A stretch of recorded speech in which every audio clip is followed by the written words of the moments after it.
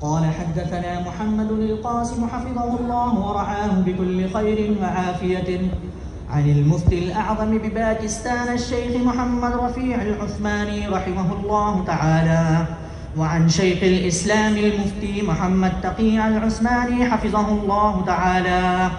عن الشيخ المفتي محمد رشيد أحمد اللديانبي، عن شيخ العرب والعجم حسين أحمد المدني، عن شيخ الهند محمود حسن الديوبندي، عن الشيوخ الكبار في الهند سيد العلماء الشيخ القاسم النانوتبي، وسيد الفقهاء الشيخ رشيد أحمد الكنتوهي، وعارف بالله الشيخ محمد يعقوب النانوتبي، عن الشيخ الشاه عبد الغني المجددي، عن الإمام الحجة الشيخ الشاه محمد إسحاق الدهلبي، عن إمام الأئمة العارف بالله الشاه عبد العزيز الدهلبي، عن أبيه مرجع الأسانيد في الهند الإمام المنقول والمعقول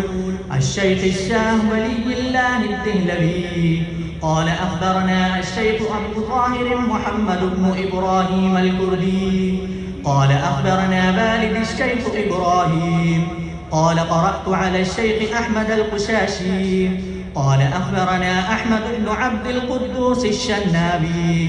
قال أخبرنا الشيخ شمس الدين محمد بن أحمد بن محمد الرملي عن الشيخ زين الدين زكريا بن محمد أبي يحيى الأنصاري قال قرأت على الشيخ الحافظ أبي الفضل شهاب الدين أحمد بن علي بن حجر العسقلاني عن إبراهيم بن أحمد التنوخي عن أبي العباس أحمد بن أبي طالب عن السراج الحسين بن المبارك الزبيدي عن الشيخ أبي الوقت عبد الأول بن عيسى بن شعيب السدزي الهربي عن الشيخ أبي الحسن عبد الرحمن بن مظفر الداودي عن أبي محمد عبد الله بن أحمد السرخسي عن أبي عبد الله محمد بن يوسف بن مطر بن صالح بن بشر الفربري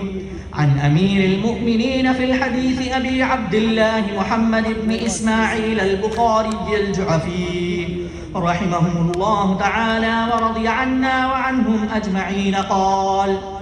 باب قول الله تعالى: ونضع الموازين القسط ليوم القيامة وأن أعمال بني آدم وقولهم يوزن. وقال مجاهد رحمه الله تعالى: القسطاس العدل بالرومية، ويقال القسط مصدر المقسط وهو العادل، وأما القاسط فهو الجائر. قال حدثنا أحمد بن إشتاب قال حدثنا محمد بن فضيل عن عمارة بن الكعقاع عن أبي زرعة عن أبي هريرة رضي الله تعالى عنه وعنهم قال: قال النبي صلى الله عليه وسلم: كلمتان حبيبتان إلى الرحمن خفيفتان على اللسان ثقيلتان في الميزان، سبحان الله وبحمده سبحان الله العظيم. صدق الله العظيم.